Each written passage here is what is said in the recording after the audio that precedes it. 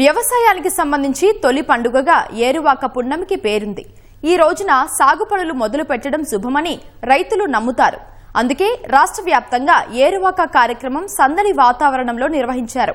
రాష్ట్ర ప్రభుత్వం ఏరువాక కార్యక్రమాన్ని రైతులకు అవగాహన కల్పించేందుకు, లాభసాటి వ్యవసాయాన్ని చేపట్టేందుకు, ఎల్నినో వంటి ప్రతికూల వాతావరణ పరిస్థితులు అధిగమించేందుకు చేపట్టాల్సిన కార్యక్రమాలపై అవగాహన కల్పిస్తోంది.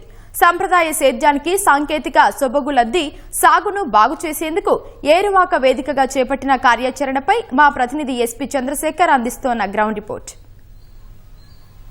ధన్యవాదాలు ఉమామహేశ్వరి.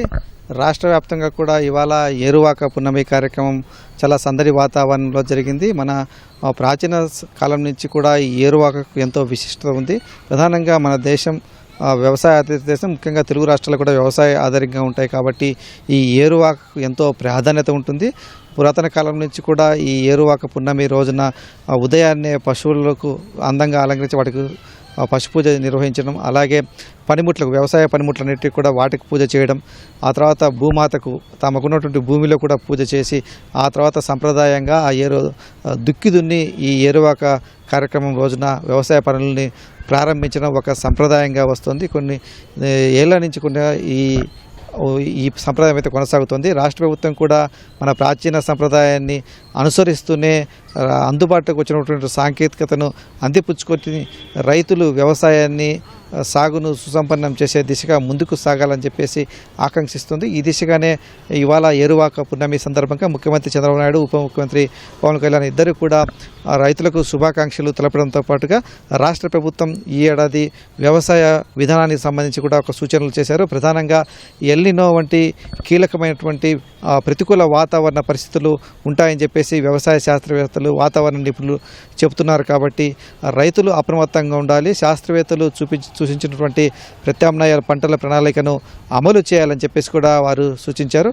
ప్రభుత్వం ఇప్పటికే రైతుల సాగు పనులకు సంబంధించి కొంత చేదోడు వాదోడుగా ఉండేందుకు అన్నదాత సుఖీభవ, అలాగే PM కిసాన్ సంబంధించినటువంటి నిధులను కూడా ఇటీవలే రైతుల ఖాతాల్లోకి జమ చేసింది. తద్వారా రైతులు తమ వ్యవసాయ పనులకు సంబంధించి పెట్టుబడికి ఆ డబ్బులు అక్కడికి వస్తాయని చెప్పేసి కూడా ప్రభుత్వం భావిస్తోంది. మరో కీలకమైన అంశం ఏంటంటే కనుక మన వ్యవసాయాన్ని ఇటీవల కాలంలో రసాయనాలు, పురుగు మందులు ఎక్కువగా ఉపయోగించినటువంటి కారణంగా పూర్తిగా భూమి కలుషితమైపోతుంది. భూమిలో ఉన్నటువంటి సారం అంతా కూడా తగ్గిపోతుంది. కర్బనం అంతా కూడా లేకుండా పోయిన కారణంగా ఆ పంటలకు రోగ నిరోధక శక్తి తగ్గుతోంది. తద్వారా ఎక్కువ రకాల తెగుళ్ళు వస్తున్నాయి. పంట నిలదొక్కులేని పరిస్థితులు వస్తున్నాయి. పంట దిగుబడులు కొన్ని చోట్ల పెరిగినప్పటికీ కూడా అవి ఆ ఉత్పత్తులు అన్నీ కూడా విస్తృతమైపోతున్నాయి. దీనివల్ల మన పంటల్ని విదేశాలకు ఎగుమతి చేసినటువంటి సమయంలో కొన్ని రకాల ఇబ్బందులు వస్తున్నాయి.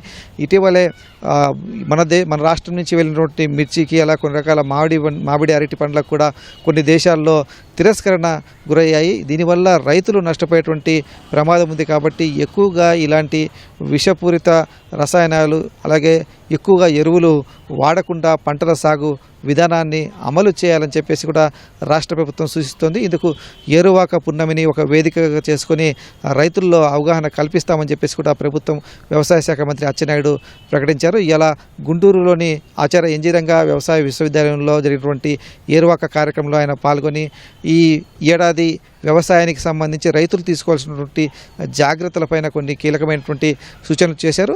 ఇవన్నీ కూడా రాష్ట్ర వ్యాప్తంగా ఉన్నటువంటి వ్యవసాయ శాఖ అధికారులు, అలాగే వ్యవసాయ శాస్త్రవేత్తలు, అగ్రికల్చర్ యూనివర్సిటీ, వాటికి సంబంధించిన ఎక్స్టెన్షన్ సెంటర్స్ ద్వారా రైతులకు అవగాహన కల్పించే విధంగా కూడా కార్యాచరణ సిద్ధం చేశారు. ఇప్పటికే ఎన్జీ రంగా యూనివర్సిటీ, అలాగే మరికొందరు వ్యవసాయ శాస్త్రవేత్తలు అందరూ కలిపి కూడా ప్రత్యేకంగా సమావేశం నిర్వహించుకొని ఎల్నినో నేపథ్యంలో తీసుకోవాల్సినటువంటి జాగ్రత్తలపైన, ప్రత్యామ్నాయ పంటల ప్రణాళికపైన ఒక మార్గసూచి కూడా ఖరారు చేసి క్షేత్రస్థాయి కూడా పంపించారు. తద్వారా ఏ ప్రాంతంలో ఎలాంటి పంటలు అనువైనవి, వాతావరణ పరిస్థితులు తగ్గట్టుగా ఎలాంటి జాగ్రత్తలు తీసుకోవాలి. ఎందుకంటే ఈ ఎల్నినో ప్రభావం కారణంగా వర్షాలు సకాలంలో రాకపోవచ్చు, లేకపోతే పంటలకు అవసరమైనటువంటి మేర వర్షం కురిసేటువంటి అవకాశం ఉండదు. కాబట్టి ఆ రైతులు తక్కువ సమయంలో పండేటువంటి పంటలను సాగు చేసుకోవాల్సి ఉంటుంది.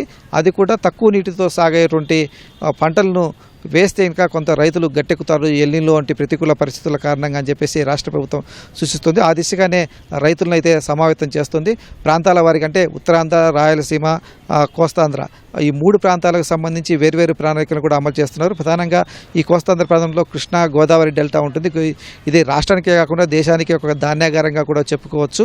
ఈ గోదావరి, కృష్ణా నదుల నుంచి వచ్చేటువంటి సాగునీటి ద్వారా లక్షలాది ఎకరాల్లో వరి పండిస్తూ ఉన్నారు.